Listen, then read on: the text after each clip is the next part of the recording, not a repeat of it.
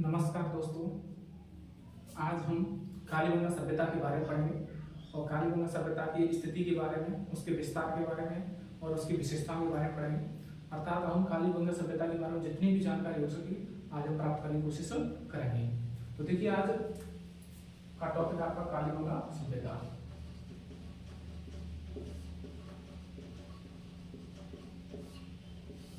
कालीबंगा सभ्यता, देखिए कौन सी भी सभ्यता हो उसको पढ़ने से पहले उसकी स्थिति के बारे में पता होना चाहिए कि ये जो सभ्यता है वो कहाँ पर स्थित है और किस नदी के किनारे स्थित है। राजस्थान में बात कर, राजस्थान को छोड़कर कहीं भी कौन सी भी सभ्यता की बात करें वो अधिकतर आपकी नदियों के किनारे विकसित हुए हैं। तो उस जो सभ्यता है वो कौन सी नदी के किनारे स्थित है उसकी भी हमें जानकारी होनी चाहिए। तो कालीबंगा सभ्यता के बारे में पढ़ेंगे हम। तो सबसे पहले हम पढ़ते हैं कि कालीबंगा क्या है। तो कालीबंगा का पहले शाब्दिक अर्थ क्या होता है, कालीबंगा का शाब्दिक अर्थ क्या है और ये किस भाषा का शब्द है। तो कालीबंगा का शाब्दिक अर्थ क्या होता है, काले रंग की चूड़ियां, काले रंग की चूड़ियां।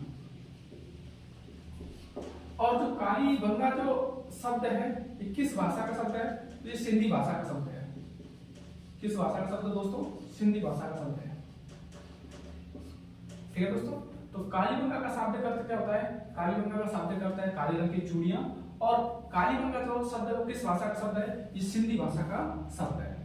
बात करें हम इसकी स्थिति की, कालीबंगा सभ्यता है वो कहां पर स्थित है स्थिति। तो कालीबंगा सभ्यता आपकी हनुमानगढ़ जिले में स्थित है। ठीक है दोस्तों, कालीबंगा सभ्यता है ये कहां पर स्थित है, हनुमानगढ़ जिले में स्थित है। बात करें हम इसकी कि ये जिला मुख्यालय से किस दिशा में स्थित है, जिला मुख्यालय। तो दोस्तों ये जिला मुख्यालय से कालीबंगा सभ्यता है ये आपकी दक्षिण पश्चिम दिशा में स्थित है। किस दिशा में स्थित है दोस्तों, दक्षिण पश्चिम दिशा में स्थित है। बात करें हम कालीबंगा का शाब्दिक अर्थ क्या होता है, काले रंग की चूड़ियां। और ये किस भाषा का शब्द है, तो सिंधी भाषा का शब्द है। और स्थिति किस जिले में स्थित आपकी ये हनुमानगढ़ जिले में स्थित है। और जिला मुख्यालय से किस दिशा में स्थित है दोस्तों, दक्षिण पश्चिम दिशा में स्थित है। ठीक है दोस्तों, अब बात करें हम ये कि कालीबंगा सभ्यता ये किस नदी के किनारे स्थित है। ठीक है दोस्तों, तो कालीबंगा सभ्यता है ये आपकी घग्गर नदी के किनारे स्थित है। और घग्गर नदी के किस तट की ओर स्थित है, तो बाएं तट पर। जो कालीबंगा सभ्यता है वो घग्गर नदी के किस तट पर स्थित है, बाएं तट पर स्थित है।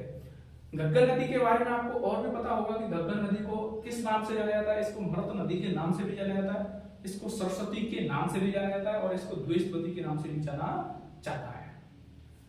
उसके बाद बात करते हैं कालीबंगा सभ्यता के बारे में सबसे पहले जानकारी देने वाला व्यक्ति कौन था। तो कालीबंगा के बारे में सबसे पहले जानकारी ऐसा बताया था कि इसके बारे में सबसे पहले जानकारी देने वाला व्यक्ति था वो था एलपी टेसी टोरी। एलपी टेसी टोरी ये कहां का व्यक्ति था, ये इटली का व्यक्ति था। इटली का एलपी टेसी टोरी था, ये कहां का व्यक्ति था, इटली का व्यक्ति था।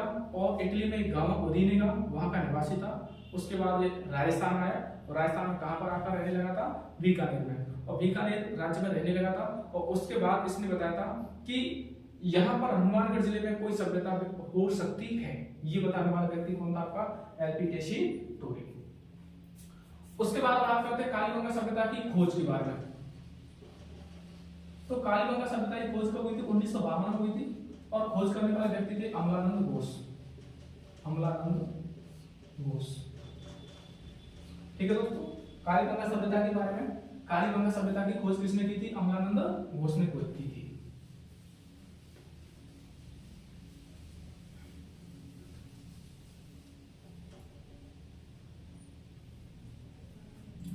अब बात करें हम इसके उत्खनन की।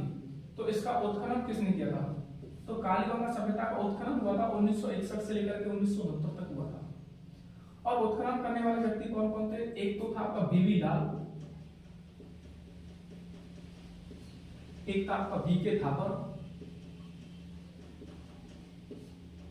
एक था आपका एमडी खरे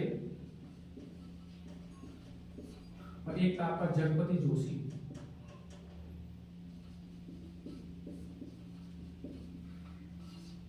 ठीक है दोस्तों, ये 4 व्यक्ति थे जिन्होंने इसका उत्खनन किया था। बीवी लाल, बीके थापर, एमडी खरे, जगपति जोशी। याद कैसे करेंगे इनके उत्खनन करने वाले व्यक्तियों के नाम? कि बीवी ने क्या लगाया था? बीवी ने क्या लगाया? थप्पड़। तो कान कैसे हो गए? खड़े। कान कैसे हुए? खड़े। और व्यक्ति किस में आ गया? फिर जोश में। ये क्या इसकी ट्रिक है। ठीक है दोस्तों, बीवी ने क्या लगाया? थप्पड़, कान हो गए खड़े और व्यक्ति किस में आ गया? जोश में। बी का मतलब क्या हो गया? बी का मतलब हो गया बीवी लाल, और फिर बी का मतलब हो गया बी के थापर, और कान खड़े का मतलब हो गया एमडी खरे, और जोश का मतलब हो गया आपका जगपति जोशी। ठीक है दोस्तों, खोज कब की थी? 1952 में आनंद घोष ने, और इसका उत्खनन कब किया था? 1961 से लेकर के 1969 तक। 4 व्यक्ति थे, बीवी लाल, बी के थापर, एमडी खरे और जगपति जोशी। ठीक है दोस्तों, उसके बाद एक चीज ध्यान रखना कि स्वतंत्रता के बाद खोजा गया प्रथम स्थल कौन सा था? आपका कालीबंगा। स्वतंत्रता के बाद खोजा गया पहला पुरातत्व स्थल, पहला पुरातत्व स्थल कौन था आपका? ये था आपका कौन सा? कालीबंगा। पुरातत्व स्थल कौन था आपका? पहला कालीबंगा। ठीक है दोस्तों, स्वतंत्रता के बाद खोजा गया पहला पुरातत्व स्थल कौन था आपका? कालीबंगा। अब देखिए इसका उत्खनन होता है, उत्खनन इसका 5 स्तरों में होता है। कालीबंगा सभ्यता का उत्खनन कितने स्तरों में होता है दोस्तों? 5 स्तरों में होता है। और 5 स्तरों में से शुरुआत के 2 स्तर होते हैं, वो होते हैं पूर्व हड़प्पा कालीन सभ्यता के, जिसको बोलते हैं हम प्राक कालीबंगा, और अंतिम 3 स्तर होते हैं, उनको बोलते हैं विकसित कालीबंगा। कौन सी सभ्यता बोलेंगे उसको? विकसित कालीबंगा। देखिए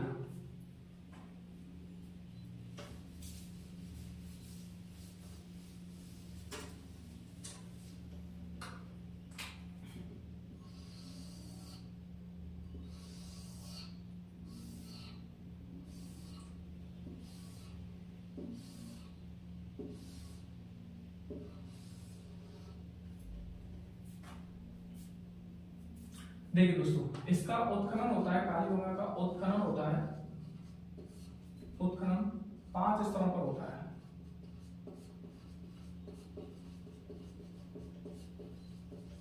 ठीक है दोस्तों, 1 2 3 4 5। और उत्खनन पता ही हुआ कब से कब तक होता है? 61 से लेकर के 69 तक। तो ये 2 स्तर हैं आपके, 2 स्तर हैं, इनको बोला जाता है कौन सी? पूर्व हड़प्पा कालीन सभ्यता, या इनको और किस नाम से जाना जाता है? प्राक कालीबंगा। मतलब कालीबंगा से पहले की सभ्यता। अंतिम जो 3 हैं इनको माना जाता है प्राक हड़प्पा, या इनको बोला जाता है विकसित कालीबंगा।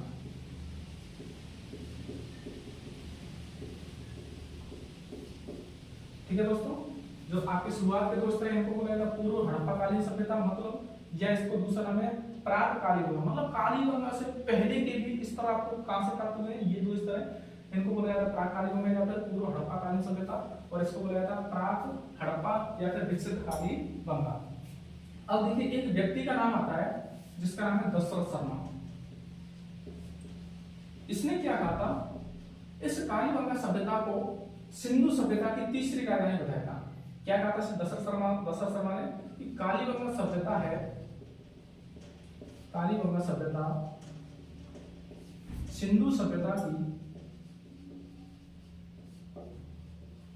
कालीबंगा सभ्यता सिंधु सभ्यता की तीसरी राजधानी है। कौन सी राजधानी दोस्तों? तीसरी राजधानी है। तो फिर मन में आपके प्रश्न आ रहा होगा, सब पहली और दूसरी राजधानी कौन थी? फिर इसकी सिंधु सभ्यता की पहली राजधानी कौन सी थी और दूसरी राजधानी कौन सी थी? तो देखो दोस्तों, पहली राजधानी का नाम क्या था? हड़प्पा। सिंधु सभ्यता की पहली राजधानी थी, उसका नाम क्या था? हड़प्पा। और जो दूसरी राजधानी थी उसका नाम क्या था? मोहनजोदड़ो।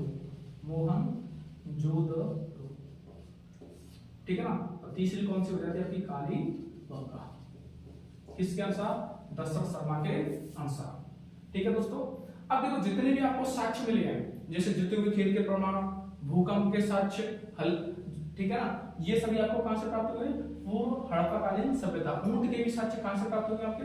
पूर्व हड़प्पाकालीन सभ्यता से। देखो तो यहाँ ऐसे याद करना, यहाँ से क्या क्या प्राप्त हुए? एक तो सबसे पहले आपको भूकंप के साक्ष्य मिले, ठीक है, यहाँ से पूर्व हड़प्पाकालीन सभ्यता से। और क्या प्राप्त हुआ है आपको? ऊंट के साक्ष्य, ठीक है दोस्तों। जुते हुए खेत के प्रमाण,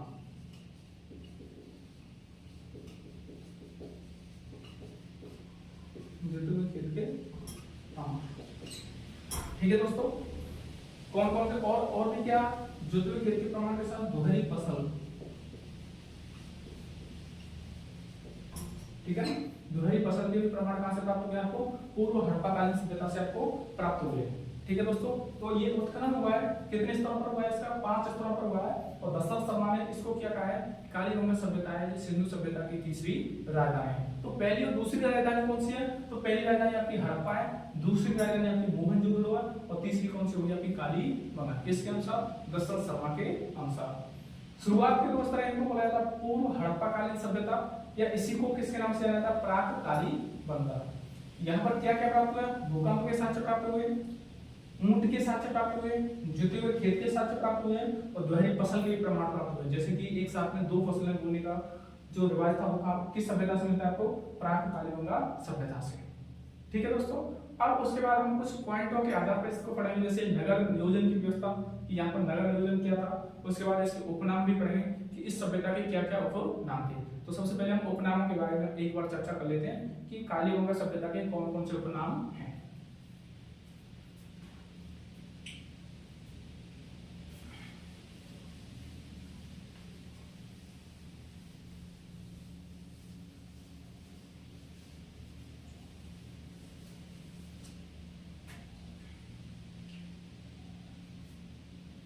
देखिए दोस्तों, कालीबंगा सभ्यता के उपनाम। पहला उपनाम, इसको कौन सी सभ्यता कहा जाता है? हड़प्पाकालीन सभ्यता कहा जाता है। उपनाम जरूर ध्यान रखना, यहाँ के व्यक्ति को ये कई सभ्यता आपकी हड़प्पाकालीन सभ्यता है।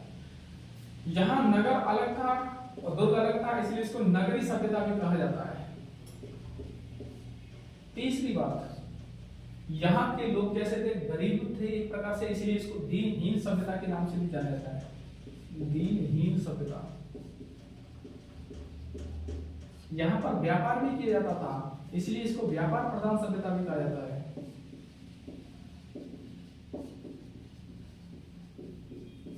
और यह सभ्यता मात्र सत्तात्मक वाली सभ्यता थी, इसलिए इसको मात्र सत्तात्मक सभ्यता या समाज वाली सभ्यता भी कहते हैं, ठीक है दोस्तों। नेक्स्ट, यहाँ के लोग पढ़े लिखे थे, इसलिए इसको क्या सभ्यता भी कहा जाता है? साक्षर सभ्यता भी कहा जाता है। साक्षर सभ्यता, ठीक है दोस्तों। ये क्या है? इस कालीबंगा सभ्यता के उपनाम है। हड़प्पाकालीन सभ्यता, और एक और इसका कांस्य युगीन सभ्यता, कांस्य युगीन सभ्यता भी कहा जाता है इसको। तो ये इस कालीबंगा सभ्यता के क्या हो गए? उपनाम हो गए। कौन कौन से उपनाम हो गए? हड़प्पाकालीन सभ्यता हो गई, क्योंकि हड़प्पा के पूर्व, हड़प्पा से पहले के भी यहाँ से प्रमाण मिले थे, इसलिए इसको हड़प्पाकालीन सभ्यता भी होगी। नगरी सभ्यता भी बोलते हैं इसको। दीनहीन सभ्यता के नाम से भी जाना जाता है। व्यापार प्रधान सभ्यता है, और मात्र सत्तात्मक समाज वाली सभ्यता है। यहाँ के लोग पढ़े लिखे थे, इसलिए इसको साक्षर सभ्यता भी कहते हैं। और एक ऐसी सभ्यता है कांस्य युगीन सभ्यता है, ठीक है दोस्तों। और एक और नाम इसका ध्यान रखना कि यहाँ जो दुर्ग प्राप्त हुआ है और नगर प्राप्त, मतलब यहाँ से 2 टीले प्राप्त हुए हैं, एक दुर्ग टीला एक नगर टीला। दोनों टीले वो दोहरी रक्षा प्राचीर दीवार से ढके हुए हैं, इसलिए इसको दोहरे परकोटे वाली सभ्यता भी कहते हैं। दोहरे परकोटे वाली सभ्यता, ठीक है दोस्तों। इसको दोहरे परकोटे वाली सभ्यता भी कहते हैं। ये सभी इसके क्या हो गए? उपनाम हो गए, ठीक है दोस्तों। आज हमने क्या पढ़ा है? आज केवल हमने कालीबंगा सभ्यता के बारे में सामान्य जानकारी दी है कि इसकी स्थिति के बारे में, इसकी खोज के बारे में, और इसके उत्खनन के बारे में, और इसके उपनाम के बारे में कि कालीबंगा सभ्यता के उपनाम क्या क्या है। इससे आगे हम आगे की नेक्स्ट क्लास में पढ़ेंगे। पढ़ते रहिए और मस्त रहिए। धन्यवाद।